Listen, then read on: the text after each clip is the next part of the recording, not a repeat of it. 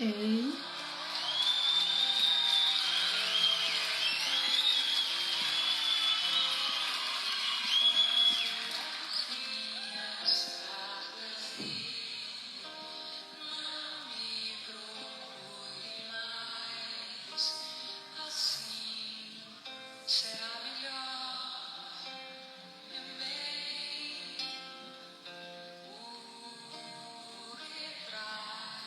Boa noite, Cris. Olha a música. Dizem que time que tá ganhando a gente não mexe, né? Pois é. Estou desse modelo. Continuei na mesma pegada. Deixa eu só mandar para algumas pessoas aqui.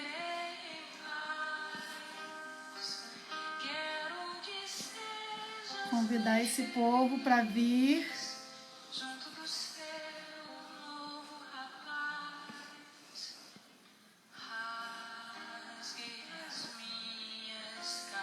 Ei, Davi, bem-vindo. Chamando Cris em 3, 2, 1.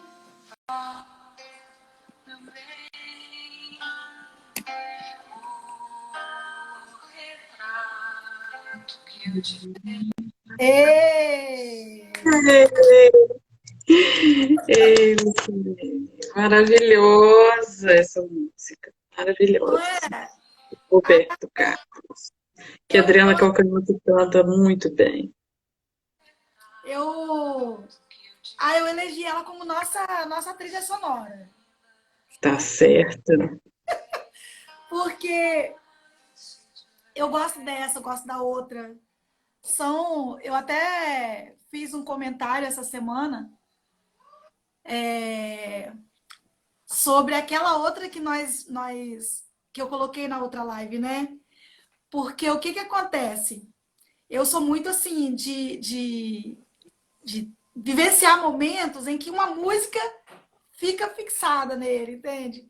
Cada coisa que eu vivencio, eu elejo uma música. Menina, depois daquela live, aliás, diga-se de passagem, né? Que live! Que bom que você Ai, gostou, que as pessoas gostaram, que bom. eu diria que foi uma live bafônica, porque depois, minha filha, a repercussão foi geral, né?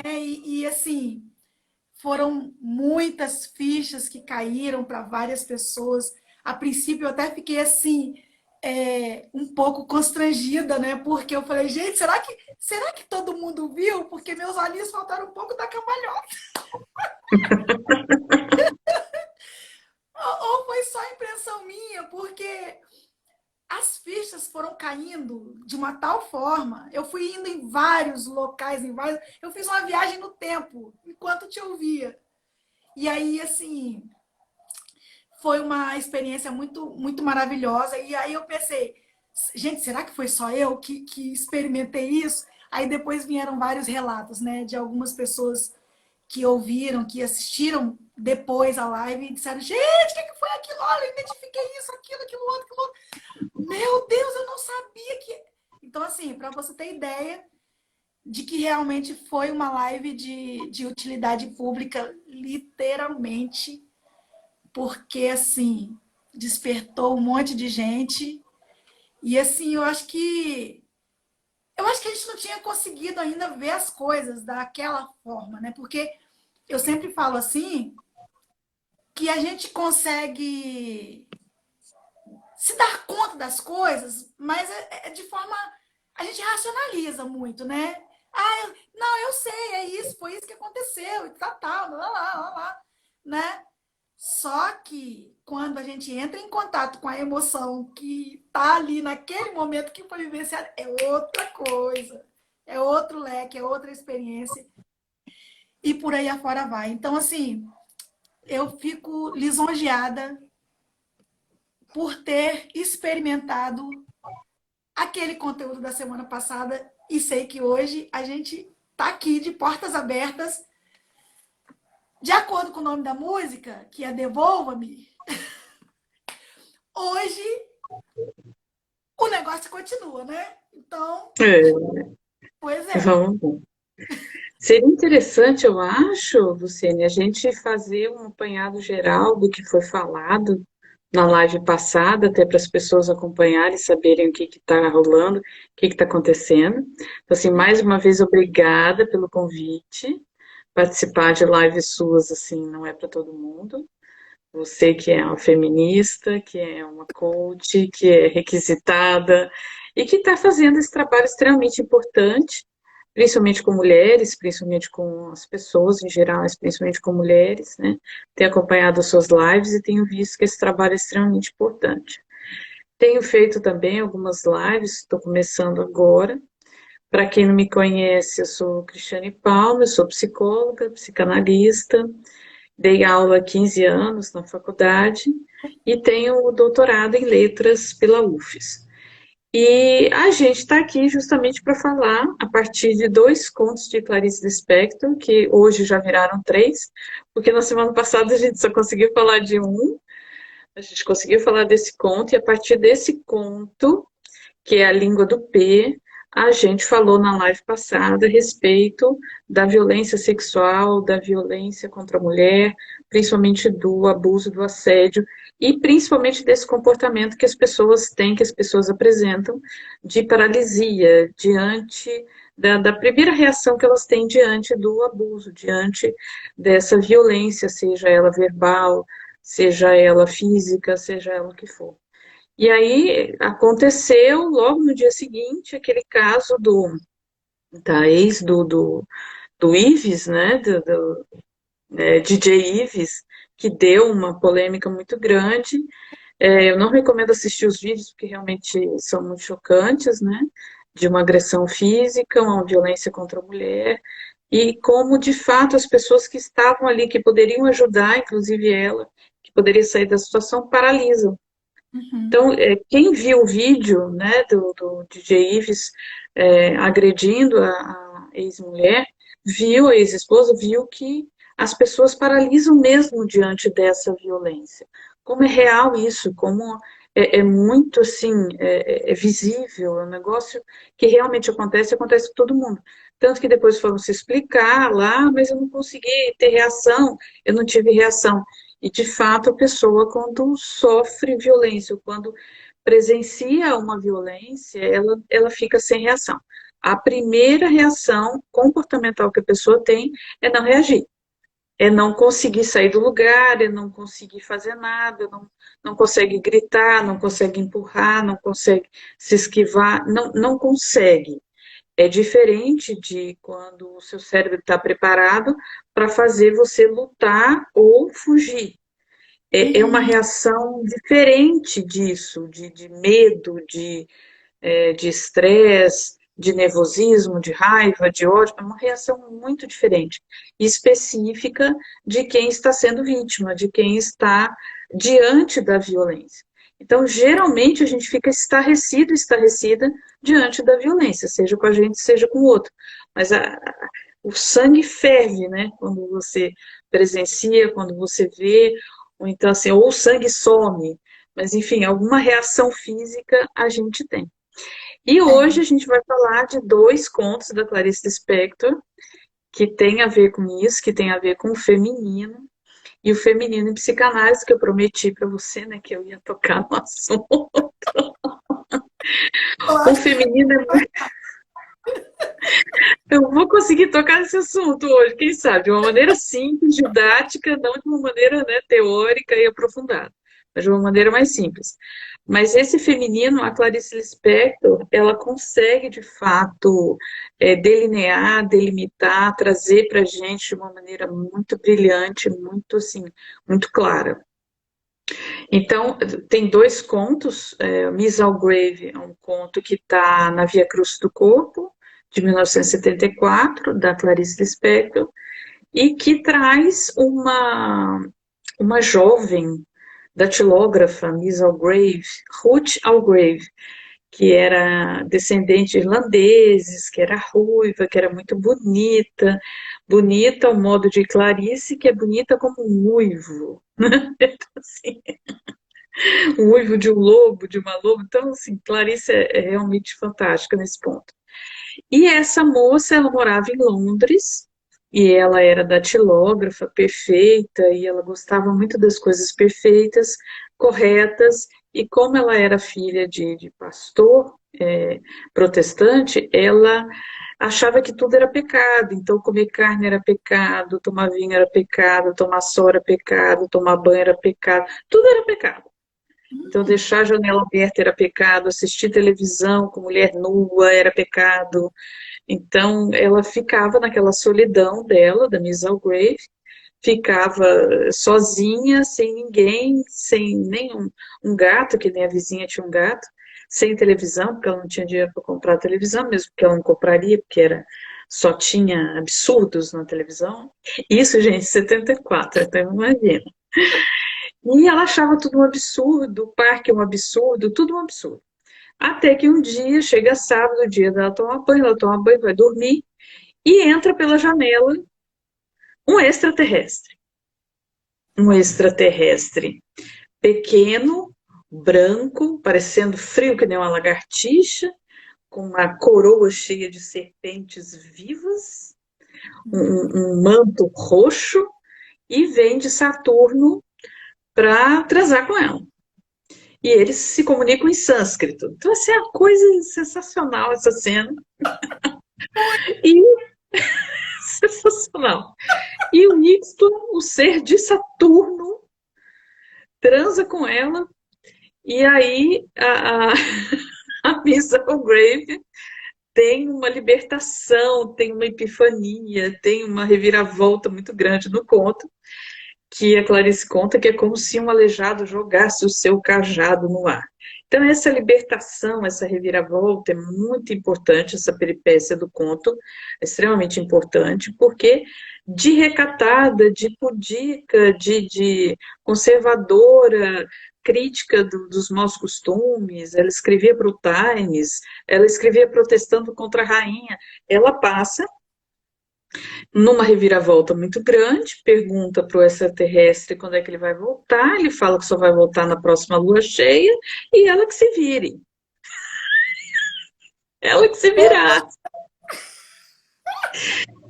E aí ela tem que se virar e não estava aguentando, como é que ela vai se virar? E daí no dia seguinte ela vai para a rua, pega o primeiro cabeludo que ela encontra e leva para o quarto dela, em Soho, em Londres. E aí transa com esse cara, cabeludo, e ele deixa uma libra inteira para ela. E vai embora, né? Paga. E ela fica muito brava, porque ele não acredita nela, que ela era virgem, que aí veio um ser de Saturno, que aí esse ser tinha cobras na cabeça, e mostra o lençol com sangue, que era a virgindade dela, mostra para ele e nada.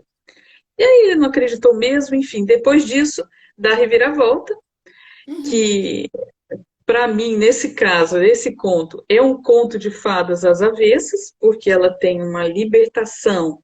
A Clarice dá essa conotação totalmente positiva da libertação de Miss Algrave, que queria comprar um vestido vermelho decotado, que passa a comprar esse vestido mesmo, a usar mesmo, aí ela pensa em pedir um aumento para o chefe dela, e aí ela queria também transar com o chefe dela e ser paga por isso, porque agora ela se achava boa de cama, e Clarice escreve boa de cama assim de uma maneira sensacional, gente, é sensacional. Então, a Miss Algrave, ela tem essa reviravolta toda, passa a comer carne sangrando, passa a tomar vinho italiano, passa a comer coisas boas na vida, fazer coisas boas na vida. Então, ela tem uma libertação depois da visita do saturniano Ixtlan, depois desse extraterrestre. Então, a gente... O que a gente pode pensar a respeito desse feminino aí que Clarice nos traz? Antes, a Miss Algrave, que depois dessa parte do conto, a Clarice a chama de Ruth. Antes da reviravolta, Clarice a chama de Miss Algrave. Então, ela é uma senhorita, ela é uma Miss Algrave. Depois, ela é Ruth Algrave. Ela tinha marido, né? Clarice diz que agora ela tinha marido, então ela estava completamente autorizada a fazer o que quisesse.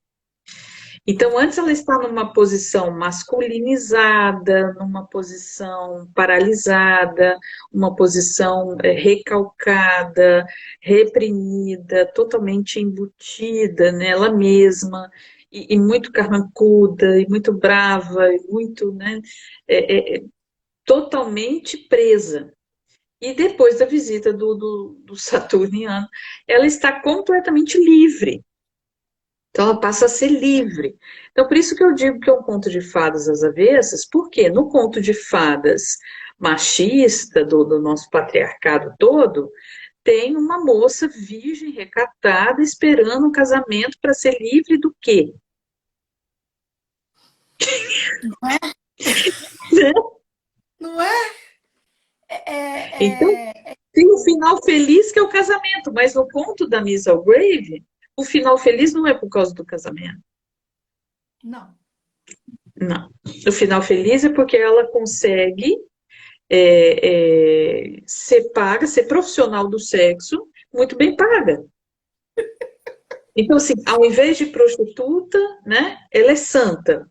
Ao invés de santa, ela é prostituta. Então, por isso um conto de fadas às avessas, porque a gente ouve, né, a vida inteira, isso principalmente no século passado, mas a gente ouvia a vida inteira que a mulher, a mulher para casar, ela é santa. Uhum. A mulher para ter prazeres carnais não é santa, é o contrário de santa. É o contrário. E o salvamento é o casamento. A salvação é o casamento. Não, e é interessante, Cris, porque quando eu ouvi essa história da Grave no YouTube, né? Então, assim, a história contada, né? A gente ouvindo, a mente viaja, né? Então, e eu fiz uma conexão, assim, muito com a Macabeia, porque na Macabeia, a Clarice está mostrando uma moça, né, ingênua, boba, que todo mundo faz ela de idiota, que ela e parece assim, essa santa que você está dizendo, que Clarice também mostra nos contos dela, é basicamente isso. A santa é essa mulher que é totalmente ingênua. E eu vou falar uma coisa aqui, no baixo calão, é mais ou menos isso que todo mundo interpreta, tá? A santinha é a idiota que todo mundo passa para trás. A que não é idiota é a puta, que é aquela que tem coragem de ir lá, né, e encontrar o, como é que é, o Saturniano. O Ixtlan. Pois é, o Isla, o Ixla. O Ixtlan, esse. Mas aí tem também uma questão que a gente pode pensar, que talvez a Clarice nos tenha dado de bandeja, assim, oferecido para a gente pensar. Que feminino é esse? Então, o feminino é o quê? É só essa oposição de lados? É só prostituta ou santa? O que é esse feminino, afinal? Né? O que é ser uma mulher? É ser prostituta ou ser santa? O que é ser mulher? Então, essas coisas a gente tem que se perguntar mesmo. O que nos faz ser uma mulher? Assim, a psicanálise ela tem uma série de pensamentos, de reflexões a respeito disso, desde que Freud fez essa questão importantíssima numa carta a Marie Bonaparte, que ele pergunta o que quer uma mulher? Então, o que uma mulher quer? O que ela deseja? Ela quer ser prostituta? Ela quer ser santa? Ela quer ser liberal? Ela quer ser liberada? Ela quer casar? O que ela quer? Ela quer ter filho? O que deseja uma mulher? O que quer uma mulher? Então, assim, me parece que depois de todas as respostas, né, que Freud nos trouxe, que Lacan nos trouxe, que até Gerard Pommier nos trouxe, o desejo de uma mulher, na verdade, é aquilo que ela quer, aquilo que cada uma quer. Ela quer ser mulher, né? Então, assim, dependendo do indivíduo, né, não estamos falando aqui de gênero, não estamos falando aqui de identidade de gênero, estamos falando dessa mulher que é mulher independente da orientação sexual que ela tenha, que ela apresente. Então, ela é mulher, ponto. Uhum. Totalmente independente de gênero, de sexo, de nada disso. Né? Ela é mulher, ponto. O que que ela quer? O que ela quer. É isso que ela quer. Né? Então, é complicado isso, porque isso toca no feminino da psicanálise. O feminino para a psicanálise é uma discussão que a gente tem que ter muito cuidado para ter, porque é algo muito complexo, porque toca o real enquanto registro, um real, assim, complexo mesmo. O feminino, a grosso modo falando, é o próprio mistério, é o misterioso, é aquele mistério que encobre a castração e que mostra a castração. Então, assim, que nos diz que nós somos falhos, que todo mundo é falho, homens e mulheres, todos nós somos falhos, todos nós somos castrados. Isso é muito impactante quando a gente realmente compreende isso, fala, nossa, é mesmo, né? A gente não é todo poderoso, a gente não é onipotente, a gente não é o máximo, a gente acha que é o rei da cocada preta, mas não é nada. Então, assim, quando a gente descobre esse pouco que a gente a gente pode ser o que quiser. Isso é maravilhoso. Assim, quando cai a ficha e a gente entende, não preciso ser muito, eu não preciso ser tudo, eu não preciso ser tudo para você, não preciso ser tudo para mim, não preciso ser tudo para o outro. Olha que maravilha, eu posso ser livre, eu posso ser eu mesmo, eu posso ser eu mesmo. Isso é É isso, libertador. muito, muito libertador. E, gente, é tão libertador dialogar sobre isso que eu até esqueço de dar boa noite pro pessoal que chega, né? Pessoal, boa noite, pessoal. É tipo assim, gente, a gente tá em casa, esse é o nosso cantinho, bora falar e ponto. Mas assim, gente, quem tá chegando, quem já chegou, seja bem-vindo. Bem-vindo todo mundo, todos vocês e os homens que estão nessa live. E sinta-se à vontade em casa, nesse cantinho. Aqui hoje pode ser ateliê da alma feminina, pode ser cantinho de prosa, pode ser o que vocês quiserem. Porque é um pouquinho, mas é um pouquinho que cada um faz o que quer, entre aspas. Mas eu quero fazer uma coisa hoje que eu vou ver se eu aprendi, tá, Cris? Que é, gente, eu sei que vocês são maravilhosos, mas eu vou tentar é, a, evoluir. Consegui tirar os comentários. Consegui. Gente, eu consegui tirar Parabéns. os comentários. Ótimo. Então, Uhum, agora tá. Vamos mais lá. intimidade. E agora vai pegar fogo o negócio. Exatamente por isso que eu tirei. Cris, te devolvo. Tá, então vamos lá. Aí tem esse outro conto que é muito importante também, que eu trouxe hoje, que se chama Preciosidade. E é uma preciosidade. Então, esse conto, ele está em Laços de Família, no livro Laços de Família, outro livro de contos da Clarice Lispector. E Laços de Família, da década de 60, ele traz preciosidade, e só preciosidade é a língua do P, que são os únicos textos dela que ela fala de violência sexual. São os únicos textos da Clarice que ela traz isso. E preciosidade aponta para a gente justamente uma menina de 15 anos. Então, o que é uma menina de 15 anos que se acha feia, que não tem autoestima, que ainda não é uma mulher, mas que tem consciência da feminilidade, que tem consciência de que chama a atenção a sua feminilidade, de que ela tem uma preciosidade, uma joia dentro dela, que é a sua essência. Então, assim, metade do conto, Preciosidade, a Clarice passa falando dessa joia, dessa essência que tem a menina de 15 anos. É um conto, assim, que diz, uma menina vai para a escola, ponto. Esse é o conto, uma menina está indo para a escola, ela vai num dia para a escola, vai no outro dia para a escola. Esse é o conto.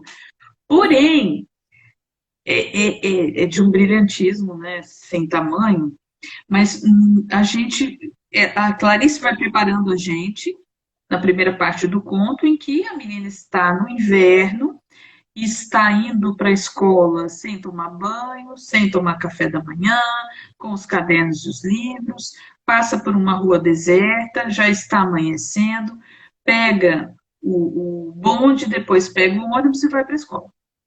E passa o dia na escola, enfim.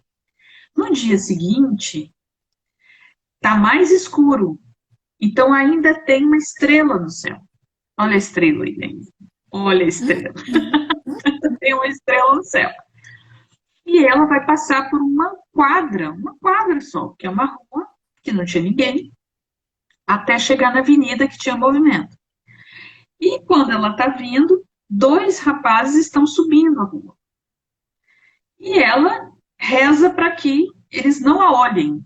Eu não quero ser olhada, eu não quero ser olhada, eles não podem me olhar, eles não podem me olhar.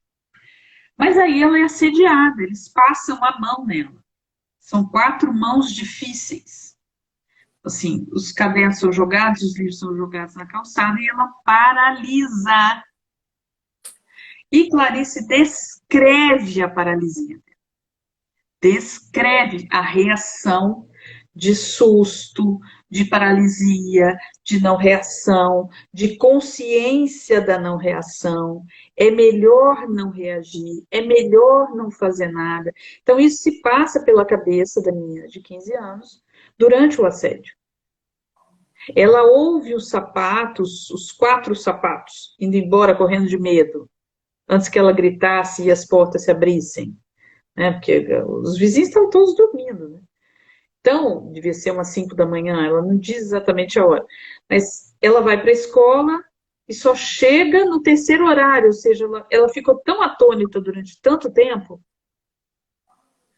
que ela só chega lá pelas 9 da manhã na escola. Então, assim, era para ela chegar às 7, ela chega às 9, enfim, ela estava atônita. E aí ela culpa os sapatos dela, que são de madeira e que fazem muito barulho. Aí ela pede um almoço para a família. Ela diz que uma mulher não pode ter sapatos que fazem barulho. Aí ela ganha os sapatos novos e esse é o final do conto. Então, assim, é extremamente interessante como a Clarice ela consegue ir dentro da alma feminina, né, localizá-la e transformá-la assim num quadro, né, num quadro exposto, numa pintura que a gente olha e reconhece a alma feminina e Sim. reconhece as nuances da alma feminina. Assim, é um negócio maravilhoso.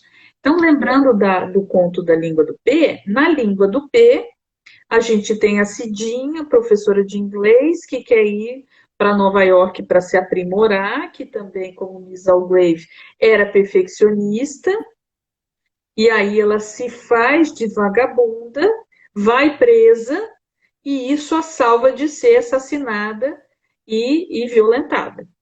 Uhum. Então, a preciosidade, que é a menina preciosa, né, de 15 anos, ela não tem reação, mas ela tem uma ação após isso, que é pedir os sapatos novos que não fazem barulho. Porque Uhum. uma mulher não pode chamar tanta atenção, pode fazer barulho pelo corredor da escola inteira. Porque antes, né, antes de ser assediada, a preciosidade, a menina está caminhando pelo corredor da escola, fazendo barulho com os saltos, e os meninos estão do lado e estão olhando para ela. E ela detestava que olhassem para ela. Então, assim, é muito sensacional como a Clarice consegue descrever isso que a gente tem de receio de ser olhada. Então, quando a menina está no ônibus, ela não quer ser vista, ela não quer ser notada, ela não quer ser olhada com desejo, ela não quer ser atraente, ela quer passar despercebida para não ser assediada, para não ser atacada, porque existe um medo disso. Então, assim, nós mulheres sabemos muito bem, e aprendemos isso ao longo da nossa vida, esse medo de sermos olhadas com esse desejo e esse medo de sermos atacadas. Então, assim, se 35% das mulheres no mundo sofrem ou sofreram abuso, violência, assédio sexual, então, sexual, estou falando. Então, é evidente que esse receio, ele é muito presente em nós. E ele não é só da educação, não é uma coisa da mãe falar para a gente, olha, cuidado, viu? Você tem que ter cuidado. Você não pode usar decote, você não pode usar saia curta, porque isso atiça os homens, atiça os desejos deles, eles não se controlam.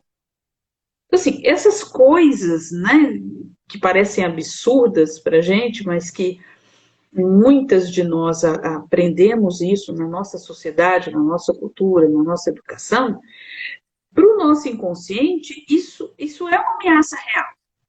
Sim. Você tem um olhar de um outro que passa a ser uma ameaça real para você, independente da sua idade. Veja que isso não passa por idade, porque o inconsciente ele não segue o tempo cronológico. Então, é evidente que isso é mais forte quando você é uma menina, quando você é uma adolescente, quando você é uma garota. Mas isso não passa, essa ameaça não passa. Então, a gente que já sofreu abuso sexual, a gente que já sofreu violência sexual, a gente sabe que isso não passa. Isso fica no inconsciente. Isso é um trauma que não sai. Isso é um trauma que não existe uma elaboração que limpe isso. É no máximo uma elaboração. Mas a ameaça velada, ela continua. Então, por exemplo, o que é um exemplo clássico é a pandemia. Nós estamos na pandemia, estamos vivendo sob uma ameaça de um inimigo invisível, e estamos todos, em maior ou menor grau, com medo do que está lá fora, com medo de morrer. Esse trauma fica. Esse trauma não passa com tranquilidade, esse trauma não passa fácil. Não é uma coisa tranquila. Ai, não vejo a hora da pandemia acabar. Eu não vejo a hora desse trauma acabar. Uhum. Porque o problema não é a pandemia, o problema é o trauma. É o trauma que fica. É essa marca que fica no nosso psiquismo que é o problema. Então, pode ser um assédio, pode ser uma violência verbal, pode ser uma violência sexual, pode ser uma violência patrimonial, pode ser um abuso, pode ser qualquer coisa, qualquer nome que nós dermos aqui. Mas é uma ofensa, uma mágoa, um trauma que uma situação provocou no outro, principalmente na mulher, estamos falando mais da mulher, isso fica. Isso fica. Claro que terapia é bom, claro que coach é bom, mas estou falando do trauma, o trauma fica. Então precisa mais do que trabalhar, precisa mais do que elaborar. A arte nos ajuda até nesse sentido. Quando a gente se aproxima da arte, algo em nós é elaborado. Quando a gente lê um conto de Clarice que fala disso que a gente sofreu, isso é elaborado no nosso psiquismo. Mas você ia falar alguma coisa? Ia, Ivo. E quando esse abuso ele começa tão cedo que a pessoa, ao ir experimentando recorrentemente esse abuso, ela adquire uma passividade. Porque aparentemente é como se só existisse aquilo ali.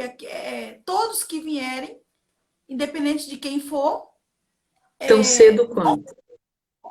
Aos 5 Tão anos, por cedo, estamos exemplo. falando de que idade? 5 anos de idade, 5. estamos falando? 5. Tá.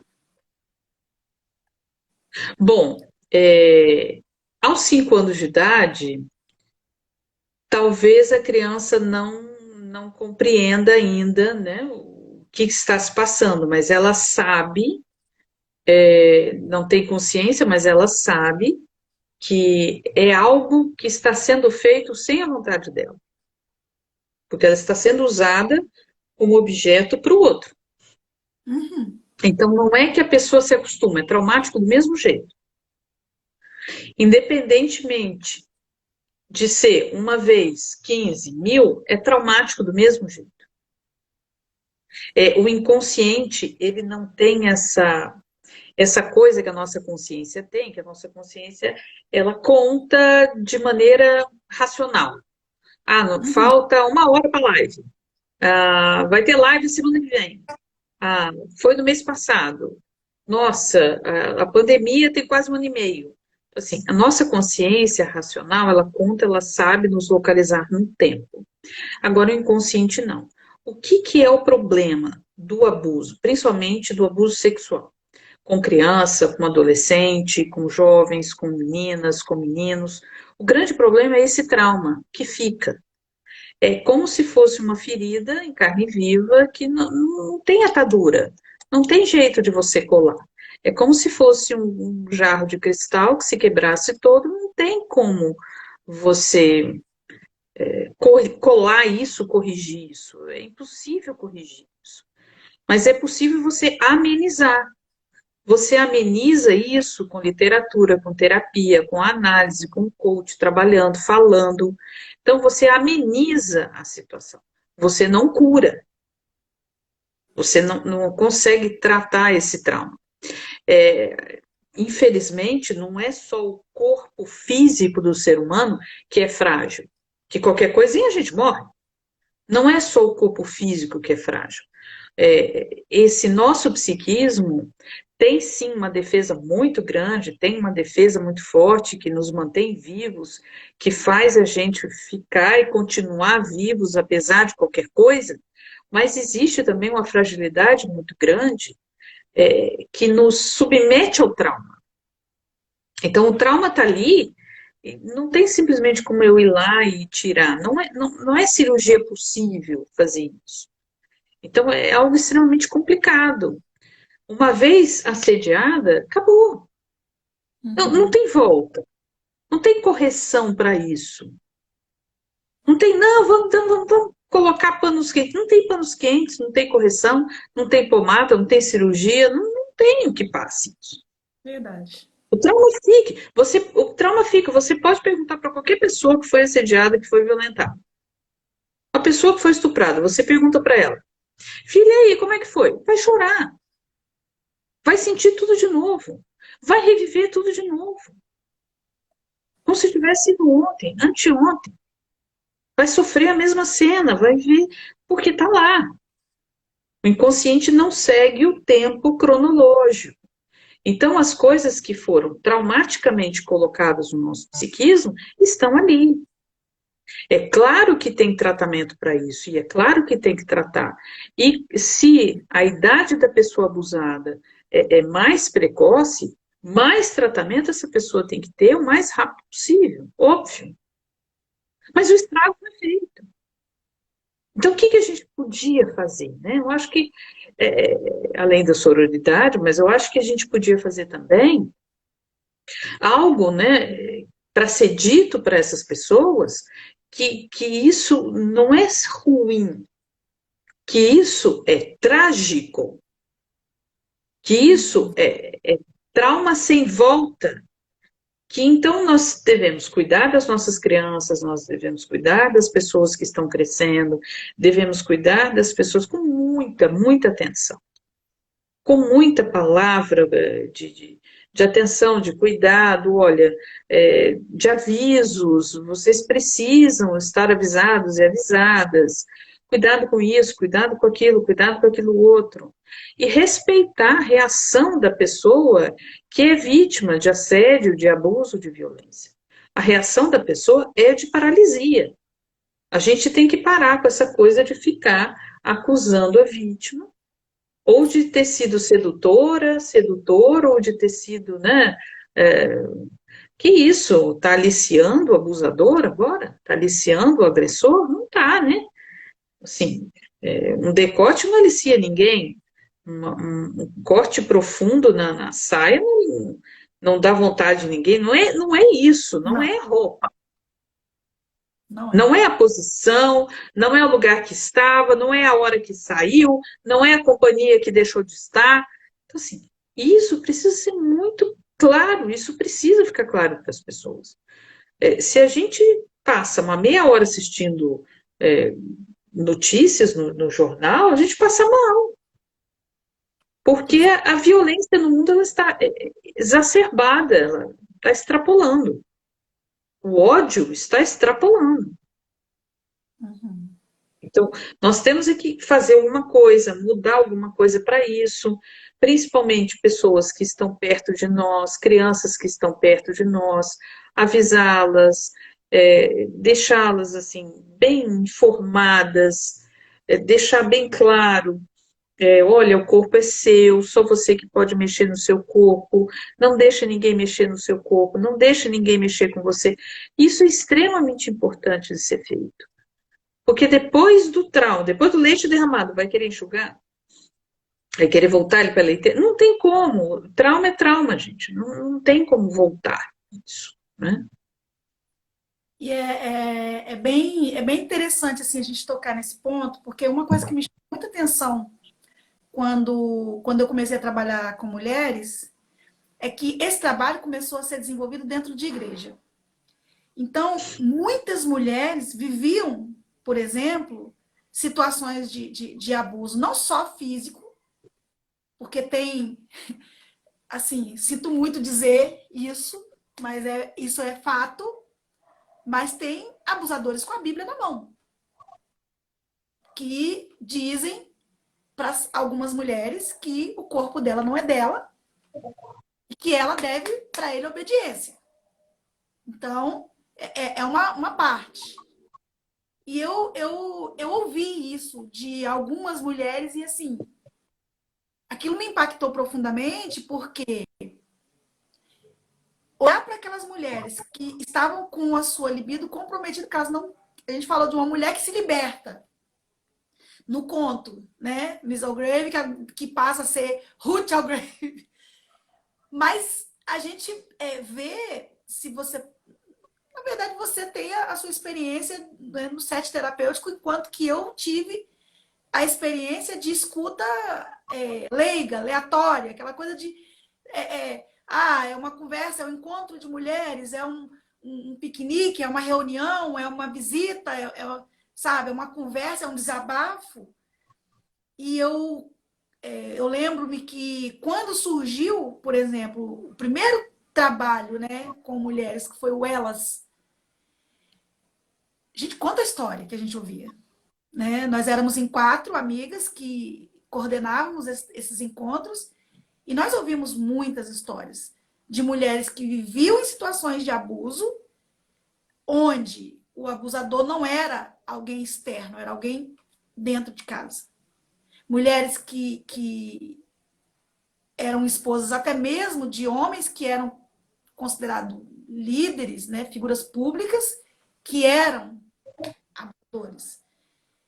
E aí, muitas vezes, quando eu conversava com essas mulheres, quando nós conversávamos com essas mulheres, ou até mesmo quando partilhávamos a nossa... Porque era assim, primeiro a gente partilhava o nosso BO, né?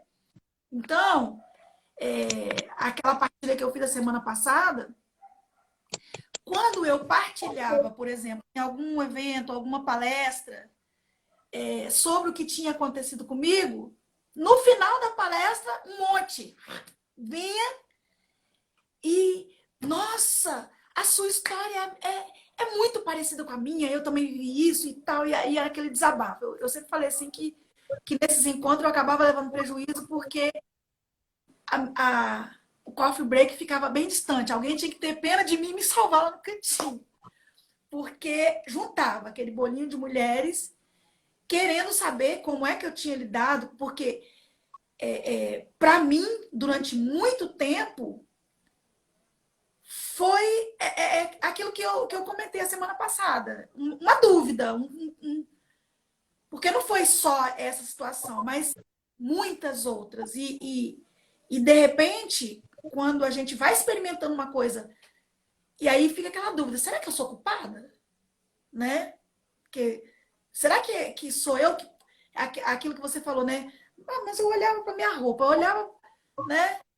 E em alguns momentos até me sentia feia. E como que só, né, a galera que quer encoxar no cantinho? Caramba, sabe? Então, assim, de repente a minha história era a história de muitas outras que também vivenciavam muitas coisas, muitas dores. E essas mulheres, elas vão gerando muitos comportamentos e de repente, esses comportamentos são tudo parecidos, né? Porque elas vão adquirindo. Eu não vou falar nem que. Não vou dizer que é mecanismo para se defender. Eu só sei que parece que é uma coisa que nos deixa em alerta em tempo integral. E quando eu tive aquela oportunidade de identificar, né, como eu falei com você, um padrão que era, já foi, começou, já teve início lá na infância. Quando eu olhei para trás, eu falei, caramba, parecia que, como se tivesse aberto uma tela na minha frente e me mostrado, ó, aqui, ali, aquele fulano. E é exatamente isso que o conto trouxe, quando você relatou essa parte do você querer andar no sapatinho, sem fazer barulho. Eu senti na pele esse não querer fazer barulho, e foi justamente quando eu botei a golinha aqui, assim, Uhum, a manga aqui, uhum.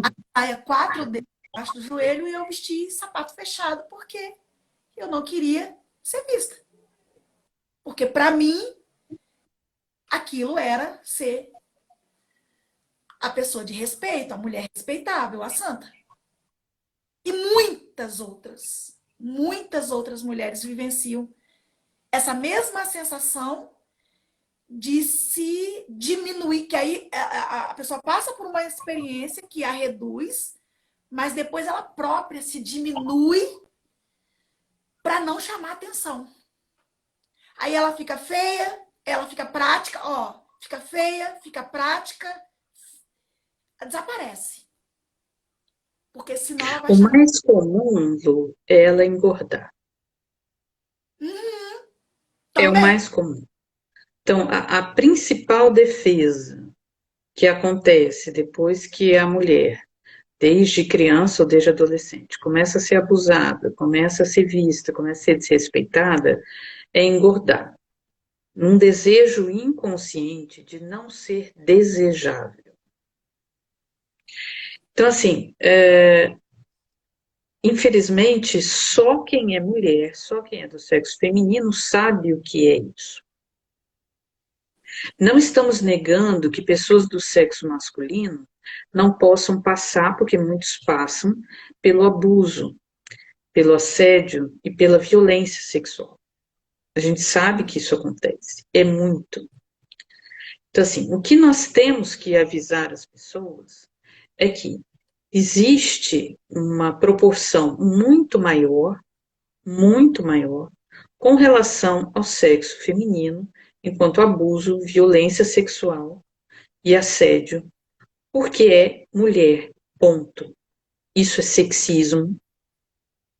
O feminicídio é um sexismo, é um preconceito de sexo, é você chegar a matar a pessoa, a mulher, por ser mulher.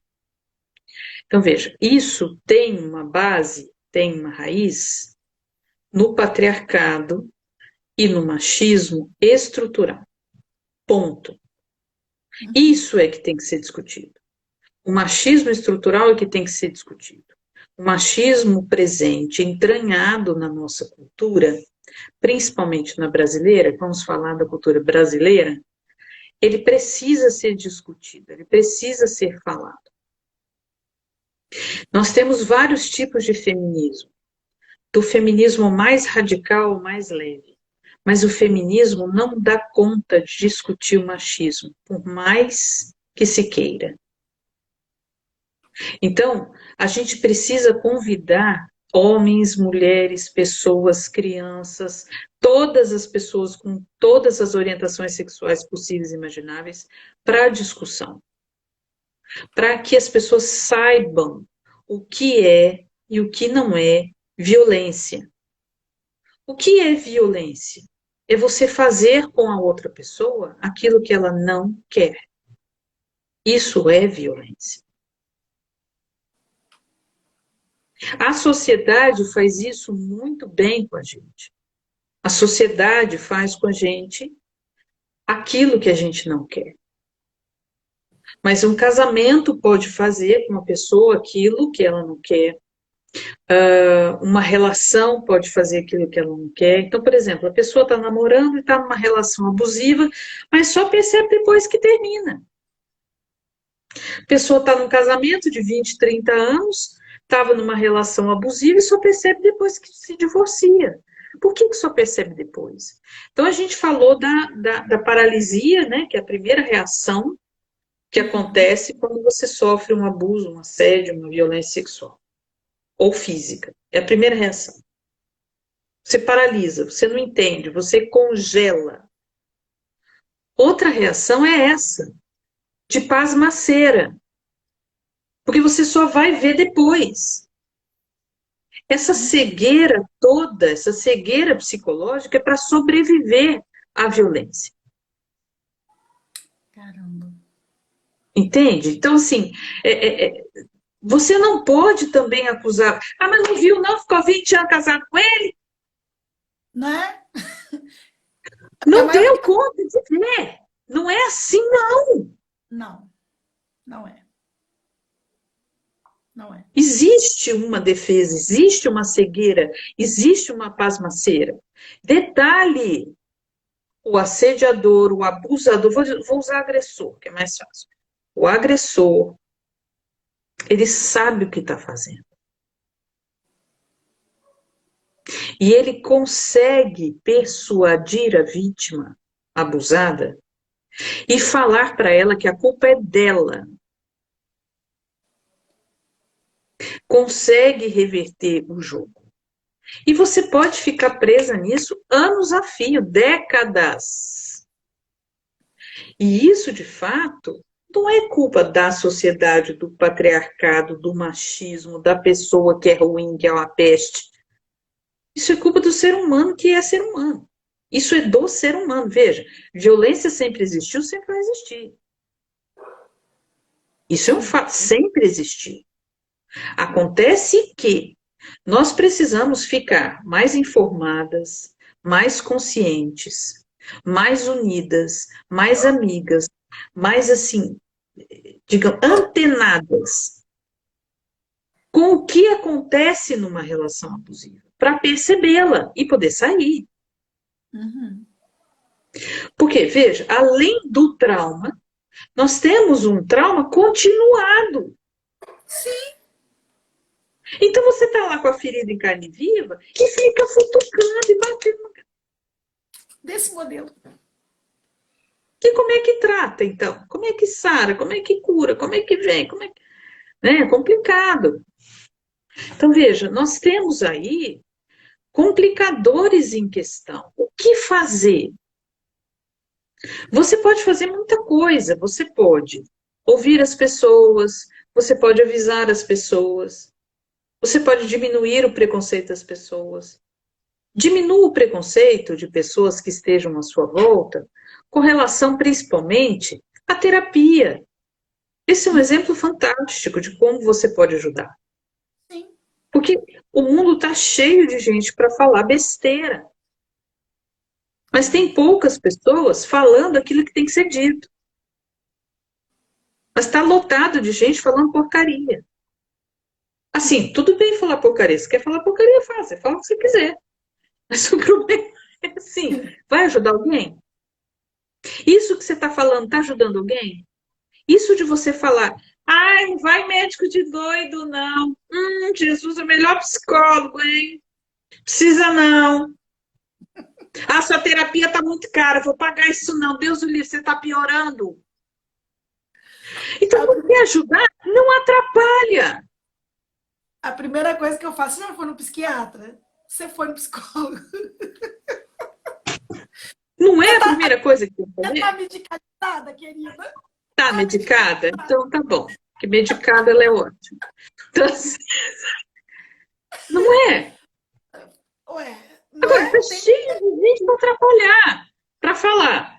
Não, olha lá, tá vendo? Foi estuprada lá, coletivo, estupro coletivo, alguma coisa ela fez. Então tá Desse, cheio de gente para atrapalhar. Tá cheio de gente para falar mal. Tem gente defendendo o DJ Ives. ai, ai. Eu nem aguento isso, sabe? Nem, Não dá para aguentar, não dá para não, aguentar. não. Esse cabelinho aqui, ó, ele já fica já, Arrepiado. não, arrepiado. Não dou conta, não. Não dou Ela conta, está limpo o cabelo. não Só dou que tem um conta. monte de gente para falar o quê? Que psicólogo é médico de doido, que terapeuta não serve para nada. Para que fazer terapia? Por que fazer análise? O que falam de psicanálise, o que falam da minha profissão, eu vou te contar. É triste de ouvir. Analista é só para elite. Psicanalista é inacessível. Só para elite, deve ser caríssimo. Não é? Sabe o que eu fico pensando? Eu acho que esse povo que fala essas coisas, isso aí é puro. Aí eu vou falar assim, é puro recalque, né? Porque como é que eu posso falar mal de uma coisa que eu nem sei o que é, não experimentei, não tenho. Ah, tá, não é porque eu fui e tive uma experiência. Cara, tem milhares de profissionais. E se alguém não me deu o suporte que eu quis, não supriu a minha expectativa, tem outros. Tem outros profissionais. É só procurar. É só, sabe? Busca. Porque eu posso falar de carteirinha. Eu sou fã. Se deixar, eu quero, sabe, calar. Porque pra mim é o máximo. É o máximo. Tem gente que tem vergonha, e tem, tá? Porque eu sei que tem. Tem gente que tem vergonha de falar que faz terapia. Eu não tenho. Nenhuma. Me salvou. Me Que bom, salva até né? hoje. De vez em quando eu surto. Tá Sabe? vendo? Você falou uma coisa extremamente importante, Lu, mas extremamente importante. A pessoa só consegue sair do relacionamento abusivo com terapia, com ajuda profissional. Ela não consegue sair sozinha, porque ela Não. está enredada na armadilha, na teia. Ela caiu na armadilha. Ela não consegue perceber, ter consciência de que está num relacionamento abusivo. Ela não nota. Então, nós temos a paralisia, nós temos a pasmaceira, né? E tem essa coisa de não conseguir sair. Não consegue sair. Não é simples sair. E às vezes, mesmo fazendo terapia, é difícil sair. Eu já tive paciente em relacionamento abusivo de muitos anos que preferiu sair da terapia do que sair do casamento. É. Eu tô rindo, mas não é engraçado, não, porque eu sei que tem. Eu conheço uma pá de Tem. gente. Não, Então, assim, não. é muito difícil. Não é que terapia salva, não é isso. É, terapia, psicoterapia, análise, isso tudo é um processo, é um trabalho que tem que ser feito entre o profissional, psi, e a pessoa, e ou analisando, ou terapeutizando, enfim. É esse trabalho que é feito. E esse trabalho é complicado, não é um trabalho simples. É um trabalho que demora, que precisa de vínculo, precisa estabelecer confiança. Então, precisa ser um profissional bom, não pode ser qualquer profissional. Então, você tem que ver as referências, você tem que ver as indicações, você tem que assistir lives desses profissionais para ver se você se identifica, tem que ver se ele entende do assunto, se ele consegue, se tem avaliação. Gente, hoje tudo tem avaliação no Google, vê as avaliações na doutorária, no Google, enfim, no site, vê como é que estão as avaliações do profissional, e aí você vai oferecer o seu psiquismo para ser tratado por esse profissional. Então não é uma coisa assim simples que você escolhe uma loja de roupas. Ah, gostei dessa roupa aqui porque ela está na vitrine, eu gostei dessa vitrine, vou entrar. Não é escolher roupa. Não Uhum. é escolher um caderno. Você está oferecendo para uma pessoa, para um profissional, o seu psiquismo. Ele vai ser operado. Então, essa pessoa precisa ser, né, uma boa cirurgiã. Precisa ser uma pessoa que vai ali fazer a organização da sua cabeça. Não é qualquer coisa. Não. Não é qualquer coisa. Não pode ser qualquer profissional. Nós temos excelentíssimos psicanalistas no Brasil. Excelentes. Maravilhosos. Porque nós temos várias escolas de psicanálise, em que esses psicanalistas estudam todos os dias. Então, quando eu falo para as pessoas que eu sou psicóloga e psicanalista, estudo todos os dias, as pessoas dizem, hã? Ah, duvido, acho que não. Estudo sim todos os dias. Todos os dias. Não é um dia sim, um dia não. São todos os dias. Ah, então, o que você lê assim, mas psicanálise? Nossa, mas tem tanta coisa assim para você ler. Eu estou com 52 anos, eu estudo psicanálise desde os 19, porque já no terceiro ano de psicologia eu comecei a estudar psicanálise formalmente, na formação em psicanálise. Então veja quanto tempo eu estudo psicanálise. Pois é. Mas tem tudo isso para estudar? Tem muito mais, é muita coisa. Assim, você não pode simplesmente oferecer o seu psiquismo para qualquer pessoa cuidar, né? Não pode. Então tem que ser, e tem outros profissionais que ajudam a gente também a entender a importância disso, entender a importância da terapia, da análise, desse cuidado com a nossa saúde mental. Então, eu entendo que o coach, ele é um profissional atual, né, que ele está se atualizando, que é importante para apontar para as pessoas o que está acontecendo com elas, o que realmente elas querem e os caminhos que elas podem escolher. Por exemplo, o caminho da análise, por exemplo, o caminho da psicoterapia, o caminho medicamentoso com o psiquiatra. Então, assim, o coach é extremamente importante nesse momento. Sim. Porque as pessoas estão indo muito ao coach. Isso é também um pedido de melhora, um pedido de ajuda. Olha, estou querendo melhorar, estou precisando melhorar. E isso é excelente que aconteça. Eu acho excelente, não acho ruim, não.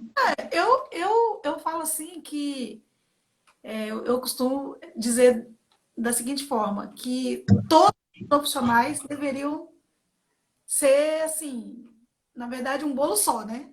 Porque cada um atua de uma forma e isso é excelente, sabe?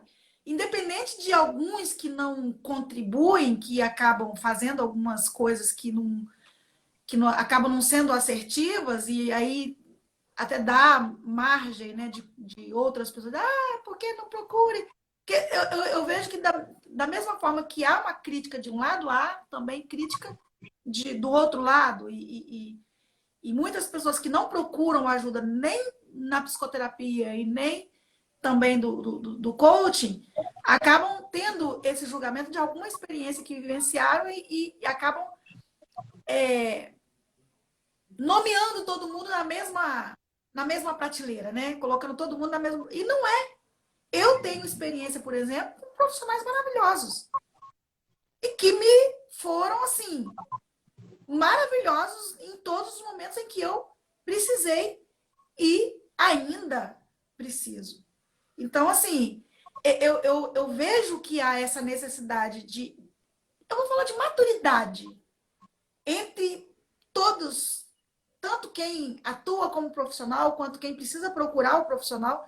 Eu acho que há um pouco de falta dessa maturidade pelo fato de que há pessoas excelentes, há pessoas que precisam dessa ajuda, mas essa desconexão e um julgamento que há em todas as partes, porque fica assim, a gente perde muito tempo metendo pau nos outros, falando que fulano é isso, que o Beltrano é aquilo, e na verdade Ao não, invés da gente se juntar, se juntar. né?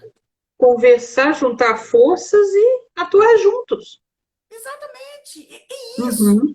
desde eu comecei a comunicar aqui no Instagram, tem 1 ano e meio, mais ou menos. Não, tem. quase 2. E desde lá eu venho falando a mesma coisa. Se você for olhar no meu Instagram no início, eu estou falando da mesma coisa. Eu estou falando da importância de ser mulher, eu estou falando desse questionamento que as mulheres carregam consigo, dessas dores. Eu estou falando da importância de procurar ajuda profissional. Estou apontando uma boa parte de gente que me segue aqui no Instagram são profissionais da área da saúde mental, da educação. Eu falei, gente, isso é massa. Porque é uma forma de somar, sabe? É uma forma de somar. E eu sempre estou dizendo, não, isso é ótimo, fulano, a pessoa que trabalha com aquilo outro, ela tem muito a oferecer. Mas ainda existe esse preconceito que é muito grande, inclusive por quem sofre também. Tem um dos preconceitos, por exemplo, de quem sofre. Você falou de pasmaceira, eu estava aqui enquadrando alguns perfis, né? Que eu sou... Às vezes a pessoa fica nessa pasmaceira porque ela acredita que consegue lidar. Mesmo que Sozinha, sem sozinha, ajuda. sem ajuda. Ela, não, é porque sempre foi assim e é melhor. A frase que você falou foi perfeita. É melhor, sabe? Nem mexer, deixa aí. Vamos ler, vou impor. Na verdade, eu vou te contar uma coisa que é um pensamento muito comum desse comportamento, que é o pensamento assim, não, ruim com ele, pior sem ele, ou então, Uhum. daqui a pouco Ai, vai, ele nem me bate! ó, Bobagem! Não daqui a pouco bebe, vai não me morrer. bate, olha que maravilha. Oh, meu Deus. E sem falar nessa, olha só, daqui a pouco vai morrer, eu fico livre. E morre? Morre nada, filho. Não morre. Quem morre é a Nossa, gente. ainda fica passando mal, desejando a morte do outro ainda, né? Enfim, coisa horrorosa. Eu acho que as coisas têm que ser conversadas, têm que ser colocadas para fora. As pessoas têm que se identificar com isso que a gente está falando, para começar a perceber de fato onde que está no mundo, o que está fazendo no mundo, o que deseja. Enfim, é muito difícil perceber a realidade, Lu, é muito difícil. As pessoas fogem da realidade o tempo todo, porque, na verdade, é difícil você encará-la. Assim, todos nós temos os nossos traumas, todos nós temos os nossos desamparos, todos nós temos a nossa castração. Castração aqui que eu digo é psíquica. Então, todo mundo aqui está se defrontando com não somos onipotentes, principalmente na pandemia a gente está se confrontando com isso muito claro. A gente não dá conta de nada, nem da morte, nem de se safar dela, nem de safar o outro, nem de salvar ninguém, nem de salvar nós mesmos. Então, nós, diante da realidade, nós sofremos muito, isso é um fato. Mas não é porque nós sofremos diante da realidade que a gente não pode melhorá-la. A gente pode melhorar a nossa realidade, mas aumentando a consciência, aumentando a saúde mental. Então, para aumentar a saúde mental, a gente precisa ter conhecimento desse mental. A gente precisa ter acesso, precisa ter conhecimento, precisa falar com os profissionais, precisa ouvir live deles, precisa ouvir lá no canal no YouTube sobre isso, precisa compreender mais, precisa buscar mais. Eu vejo muitas pessoas buscando no Instagram apenas entretenimento. Você quer se Sim. entreter tanto, por quê? Você quer fugir tanto da realidade, para quê? Por que é tão difícil assim a realidade? Se você não encara a realidade e não fica nela, você vai mudá-la como? Pensando? Assim, o grande sucesso que eu vejo, principalmente no Instagram, é entretenimento. Não tenho nada contra entretenimento. Eu acho sim que a gente tem que se livrar do estresse, que a gente tem que distrair a cabeça, mas parece que só isso que se busca. Parece que a necessidade de sair da realidade é gigantesca, é opulenta. Tá, e a nossa necessidade de viver na realidade, de fazer alguma coisa pela gente, pelo outro, pelo próximo que a gente ama, pelas pessoas que a gente gosta, que a gente cuida? Cadê essa necessidade? Então a gente Não é? tem sim que abrir espaços de discussão, a gente tem sim que discutir cada vez mais, e melhor sobre isso. A gente tem sim que incluir cada vez mais as pessoas do sexo masculino nessas discussões sobre questões do feminino. Precisamos colocar isso, porque o feminino não é uma particularidade de pessoas do sexo feminino. Sexo feminino é uma coisa, feminino é outra. De novo aquele assunto, né? Então, assim... De novo. Porque é muito complicado explicar isso. Acho que a gente precisa de uma outra live para explicar que sexo masculino, pessoas do sexo masculino, héteros ou não, tem também o feminino. O feminino está no ser humano.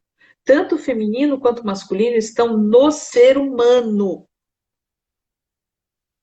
E tem uma outra live ainda que eu gostaria de propor, que é para falar de pulsão de morte. E aí seria interessante a gente trazer uma escritora de peso, né, para falar de pulsão de morte, esse feminino com esse masculino, seria interessantíssimo. Mas eu acho bom a gente ter uma próxima, porque a de hoje já pode vir os comentários aí perguntando, que eu acho que a nossa de hoje está acabando. Conforme nós combinamos. Colocaram uma pergunta. Deixa eu ver se... ativei comentário. Aê! Gente, coloquei... Aê! Trouxe você... Thalita tá aqui, lindona! Thalita também é psicanalista, uma linda, maravilhosa. Nós fizemos uma série de lives falando, usando contos. Gente, eu adoro contos, né? E é aquilo que você falou. Os contos, para mim, me trazem essa experiência, né? De ir aonde eu não consigo. Então, às vezes, as fichas caem assim. E eu, naquele momento ali, eu experimento um monte de coisa. Enfim. Estão colocando aqui live sensacional. Gente, é massa. Obrigada, Rodrigo. Essa conversa aqui é top das galáxias. Então, colocaram uma pergunta aqui, Cris. Se quem vivencia um histórico de traumas, para, de repente, estar superando melhor condição, se a melhor forma seria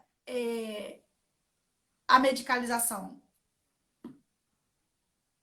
A pergunta que colocaram aqui na caixinha.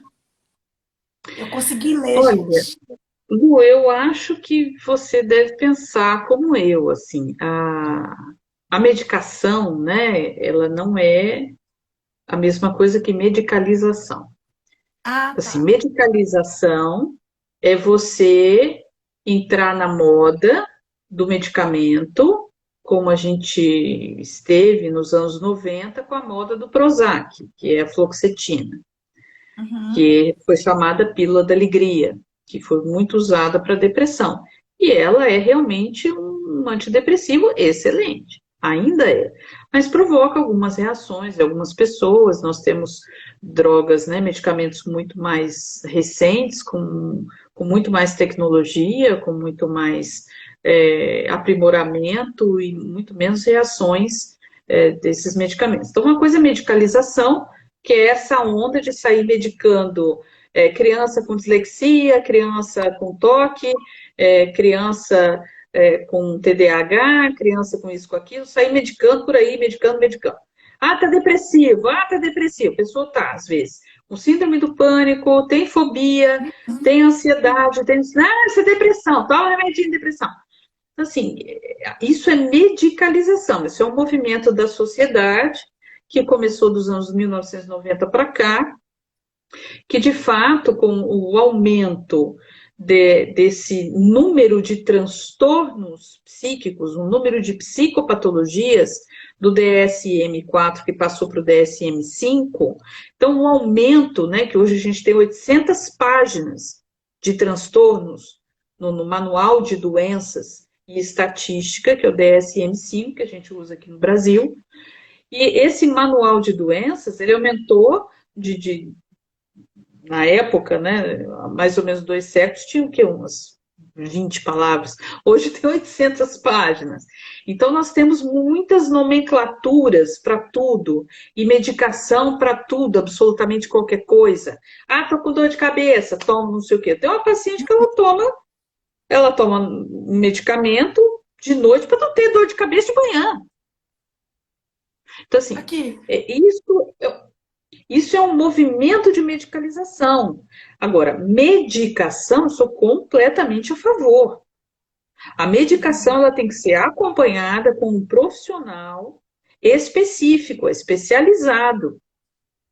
Então, se eu tenho, por exemplo, uma paciente com síndrome de burnout, e aí essa paciente está parecendo que está depressiva, mas não é depressão, é burnout. E aí eu vou indicar para onde? Você vai para o psiquiatra.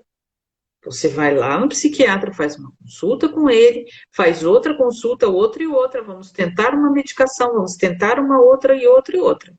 Assim, uma coisa é medicação, outra é medicalização.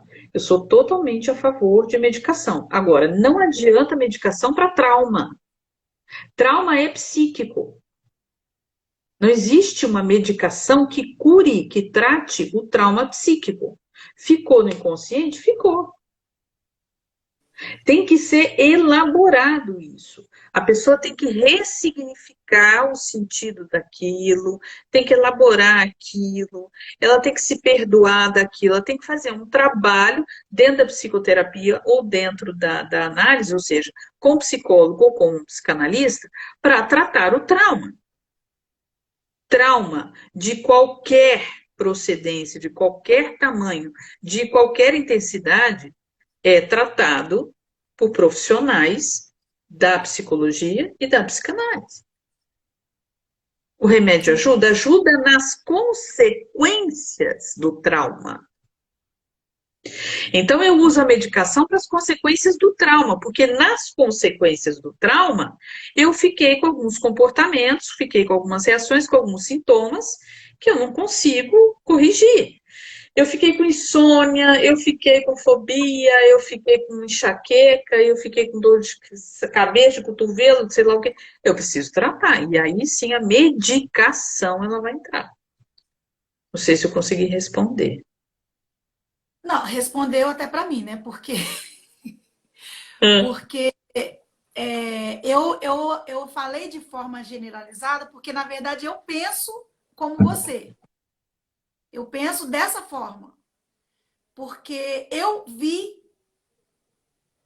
presencialmente algumas pessoas queridas passarem por uma. Eu não sei se eu vou ser irresponsável de dizer isso, mas assim, praticamente por uma destruição mental por causa de medicamentos. Para tratar situações que poderiam ter sido tratadas na psicoterapia. Mas por uma comodidade foi preferido a medicação. pois então, Lu, eu vou trazer para você uma novidade, que é novidade mesmo, até no mundo da psiquiatria. O meu irmão mais velho, Paulo Pão, o doutor Paulo Pão, maravilhoso, que mora lá em Londrina, no Paraná, ele é psiquiatra e ele participa de simpósios, congressos internacionais, inclusive. No ano passado foi discutido isso e nesse ano, agora em agosto, vai ser discutida a mesma coisa, que é uma novidade, em que se tira fotos, né, tomografias do cérebro, enquanto a pessoa está em terapia ou em análise. Uhum. E comparando de maneira metafórica, o sistema nervoso central, ou seja, a comunicação entre os neurônios, seria mais ou menos como uma malha rodoviária. Várias ruas e várias estradas e tal. A medicação, ela tapa buraco. Mas a psicoterapia e a análise também. Então, isso é uma novidade que comprova a força, a atuação da análise da psicoterapia. A força da palavra, dita de maneira correta, no momento correto. Isso restaura traumas. Não cura, mas restaura. Então, assim, veja que a terapia, a palavra certa na terapia e na análise, tapam buracos. Isso é físico, isso é concreto, minha gente. É. Isso não é uma invenção. A mesma coisa que acontece com a medicação, acontece com a palavra certa. A palavra pode ser cirúrgica. A mesma palavra que te mata, te cura. Então, assim, não tem aquela pessoa que fala uma palavra que parece uma punhalada, a sangue frio, ou fala lá de longe, né? Lá da cozinha, fala, sabe aquela palavra que te dá um ódio por dentro? Na terapia, na psicanálise, imagina o processo inverso. Uma palavra que é dita para você e que tapa um buraco entre um neurônio e outro. Gente, É tudo! é sensacional. Então, assim, não é, gente? Então, vejam bem a importância que existe no poder da palavra. Por que a gente traz aqui Clarice Lispector? Todas as vezes, isso realmente são todas as vezes que eu leio maravilhosa Clarice Lispector, que eu leio um conto dela, que eu leio uma crônica dela, que eu leio uma outra literatura, que eu leio alguma coisa, que eu leio Zaratustra, que eu leio, assim, falava Zaratustra do Nietzsche. Quando eu leio literatura, principalmente, e a gente, quando lê, quando vai até a leitura, literatura, isso preenche. Isso muda alguma coisa em nós. Porque nós somos feitos a partir das palavras. Nosso psiquismo funciona pelas palavras. Por aquilo que é dito, ouvido, compreendido, pelo significado que nós damos às palavras. Então, isso é extremamente importante. Não, olha o que o Lauro colocou aqui. Alguém que arrepiou os cabelinhos da minha. Foi ótimo. Beijo, Lauro. Arrasou. E nós, para variar, passamos da hora, né? Como sempre, a gente passa da nossa hora. Hoje não deu para ir no controle. Não, não foi possível. Não. Mas, ô Cris, eu fico assim, eu fico maravilhada, porque a minha experiência com a terapia, eu já vou fechar.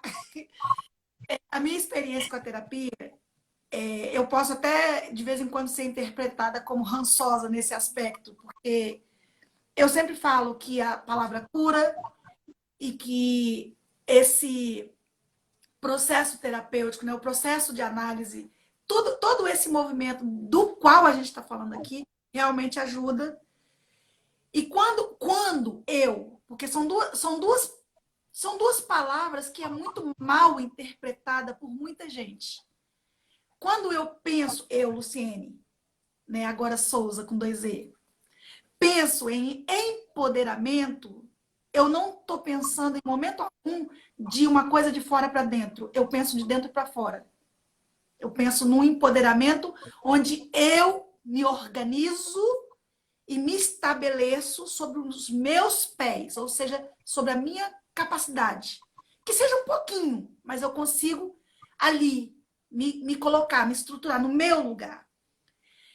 E quando eu penso na palavra cura, muita gente entende essa palavra cura como um processo mágico, uma coisa, sabe, que acontece lá, pá, e tal. Não. Teve uma vez que eu quis saber, eu gosto muito, eu gosto tanto das palavras que eu gosto também de pesquisar a origem, a etimologia delas, e ali eu me estabeleço. Então, eu fui buscar, eu ouvi muita gente falando e tal, contra. E aí eu queria ter a minha própria opinião e eu descobri o seguinte: na etimologia dessa palavra cura, tem vários aspectos, mas um dos aspectos foi o que eu me apropriei, que é curar como se cura um queijo. Aí eu me apaixonei, porque eu sou Ah, mineira. sim, lindo. Aham. Eu falei, já falou minha língua.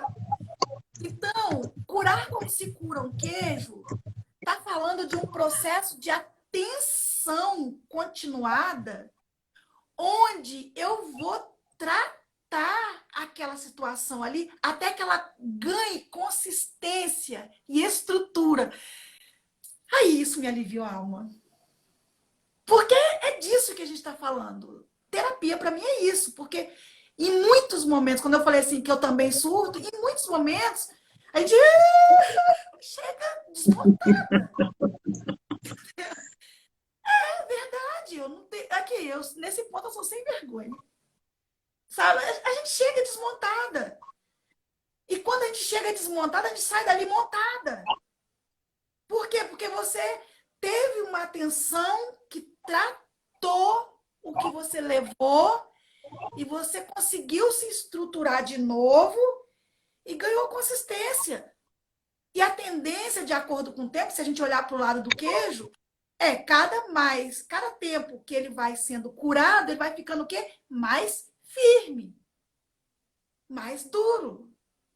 Então, é disso que a gente está falando, né? E é essa a necessidade. Quando eu olho um pouquinho de ranço para a medicação, e não é para Uhum. medicação, é para medicalização, Medicalização, né? Uhum. porque agora eu aprendi, eu sou dessa, eu aprendo e assumo. Ó, a Thalita falou aqui, ela lembrou muito bem da cura pela fala, né? Esse talking cure, que é essa cura pela fala que o Freud diz, né? Ele sempre acreditou nisso, não desde sempre, mas assim, desde que ele começou a tratar mulheres no consultório, que ele realmente percebeu a importância de falar, e ao falar você digere conteúdos psíquicos.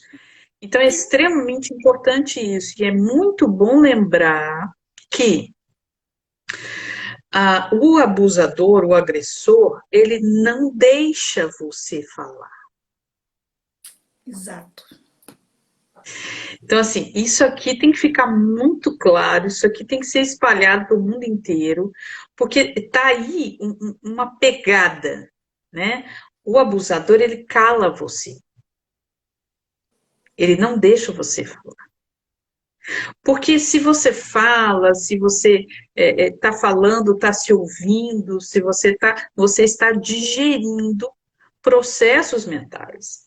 Então você vai para a terapia, vai para a análise para ter essa cura pela fala, para ter uma ressignificação a partir das palavras e dos conceitos que você traz como traumáticos, como problemáticos.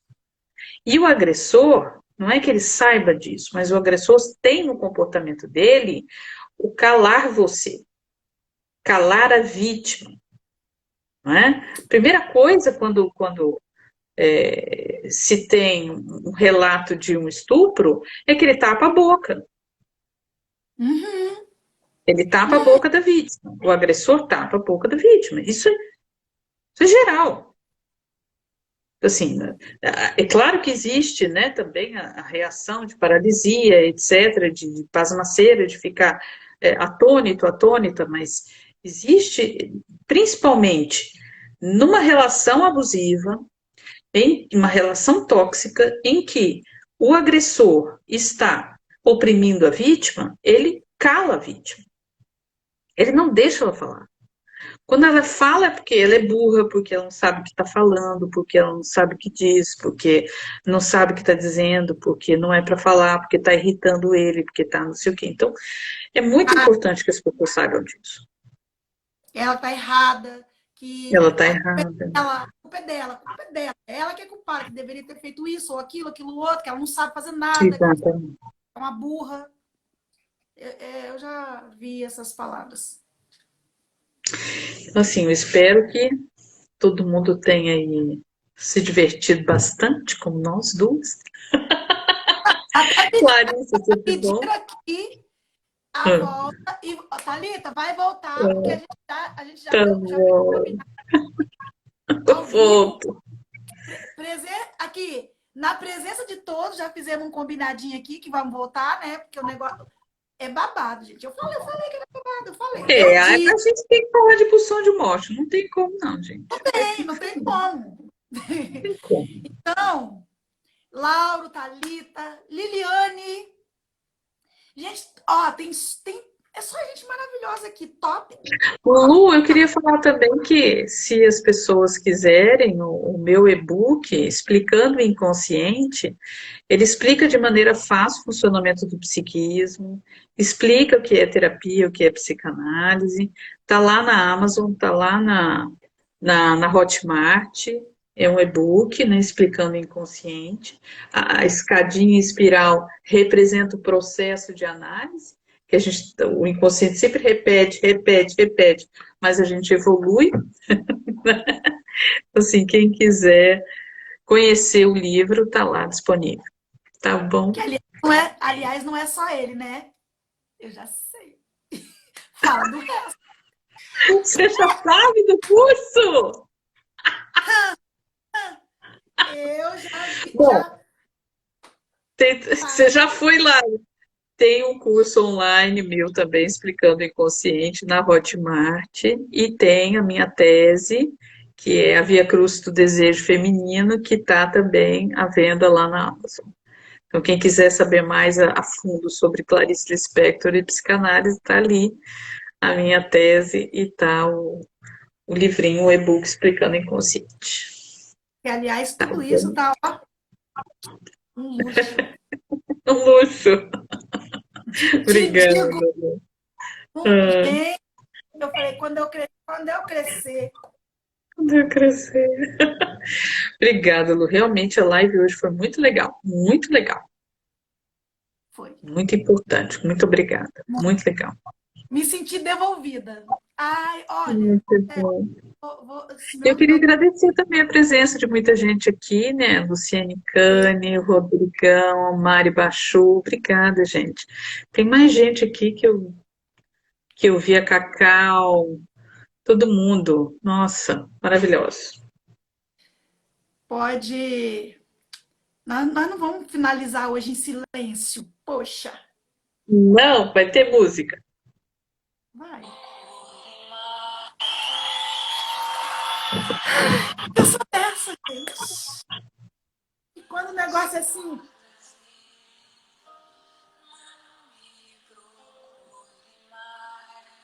tem que fazer silêncio, né?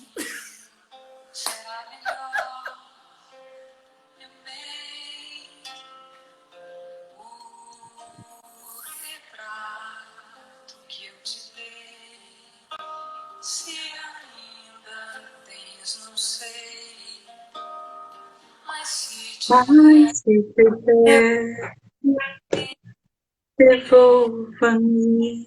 Então, se devolvidos, devolvidas, porque é isso que essa noite significa em plena véspera, praticamente as vésperas, ainda estamos em lua nova, mas estamos entrando na lua crescente. Isso significa dizer que vem muita coisa boa por aí. Obrigada, Lu. Um beijo, beijo para todo mundo. Até mais. Adoro! Obrigada. É muito significado, gente, vocês não têm noção. Muito bom. Beijo! Beijos. Tchau. Tchau!